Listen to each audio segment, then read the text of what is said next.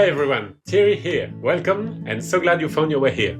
Today, we're diving straight into one of the biggest sources of frustration and confusion on the fertility journey. Why do you feel like something off even when your doctor says all your tests are normal? Does it sound familiar? You're doing everything you can think of to get pregnant. Maybe you've been trying for a year, maybe longer. You track your cycles, you eat healthy, or try to figure out what healthy even means with all the conflicting advice. Maybe you have symptoms like wakey period, energy crashes, or PMS that makes you want to hide for a week. So you go see the doctor, run all the tests, and you wait, hoping for an answer, a reason, something to explain why it's not happening. And then you hear those words, everything looks normal. It can feel like hitting a brick wall, right? On one hand, maybe a tiny bit relieved nothing major is wrong, but mostly confused, frustrated, maybe even feeling a little crazy or dismissed. Because your intuition, your gut feeling, is screaming that something isn't quite right. If everything's normal, why isn't pregnancy happening? Why do you feel the way you do? Here's where we need to talk about the rules of the game. The fundamental way our body actually works, the principle nobody really teaches.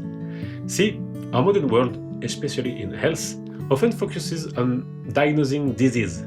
We look for what's broken, but what if the focus should be on understanding health and how the body maintains it?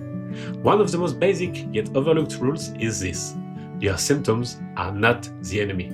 They are not disease, they are signals. Think about it. Your body is incredibly intelligent. It doesn't just malfunction randomly. As I often explain, nothing happens in the body without it either allowing it or doing it on purpose based on its current situation. Those symptoms, the fatigue, the irregular cycles, the bloating, even the inability to conceive right now, they're like little memos, flashing lights on your internal dashboard. They are your body's way of communicating. It's like that low fuel light in your car. The light isn't the problem, right? It's just a signal telling you the tank is empty. You wouldn't just smash the light or cover it with tape. Though, let's be honest, some days we might feel like it.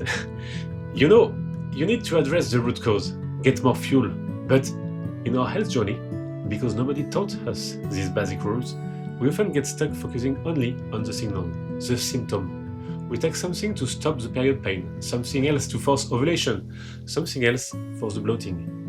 We're essentially putting tape over the warning lights without asking why the light turned on in the first place. Why do we do this? Often because we've handed over our autonomy, our power to others. We rely on external opinions, conflicting advice online, maybe even protocols that worked for someone else, without understanding the principle behind them or how they apply to our unique body. We are playing a game without knowing the rules, letting others make the moves and wondering why we are not winning. So, how does these symptoms or signals rule apply directly to fertility? Massively. Maybe those irregular cycles aren't just bad hormones. Maybe they are signals that your body, in its wisdom, feels too stressed or depleted right now, running on empty, to reliably manage ovulation. It's protecting you.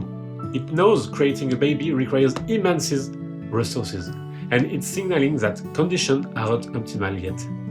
Or perhaps that stubborn bloating? Maybe it's a signal about underlying inflammation or how stress is impacting your digestion, both which absolutely affect your overall hormonal balance and ability to conceive. Your body is constantly striving for balance. It's the rule of homeostasis. A symptom is often the body's intelligent attempt to get back to balance, or at least function the best it can with the resources it has. It's not failing, it's communicating its needs. I think of women like Anais, maybe this resonates. She had kids before, but then faced 10 years of unexplained fertility. Tried everything, felt totally betrayed by her body. But when she finally learned to see her body not as broken, but as intelligent and started understanding its signals and the principles behind them, everything shifted. She learned to work with her body, providing what it was signaling it needed, often deep rest and specific nourishment first. And within a year, she conceived naturally. It wasn't magic, it was understanding the rules and playing the game differently. Learning to see symptoms as signals is like getting the decoder ring. It brings clarity where there was confusion. It restores hope because you see a logical path, not just random chance. It gives you back your autonomy. You can start making informed choices, working with your body as a teammate. You move from feeling like you're losing a game you didn't know existed to understanding the board and figuring out your winning moves. And this isn't just about conception. Building this foundational health based on understanding your body's needs, it's also the most powerful way to prepare for a vibrant pregnancy and give your future baby the absolute healthiest start. A mission very close to my heart. So the big takeaway today, start listening differently. Get curious about those symptoms. Ask, okay body, what are you trying to tell me? This shift from fighting symptoms to decoding signals is foundational. It's just the first rule, but it changes everything. If you want the starter set of these core principles laid out simply, I've put them in my free Fertility Clarity Rulebook. It's your guide to beginning this journey of understanding. The link is right below this video, and if this resonates deeply and you're thinking, okay, I get the signals, but how do I figure out the root cause and build my step-by-step strategy? That's where my coaching program used the REST framework come in. I explain exactly how that works in this presentation below this video, and I truly hope this helps you see things with fresh eyes today. What's one symptom you might start viewing as a signal? Let me know in the comments below. I really do love hearing your insights.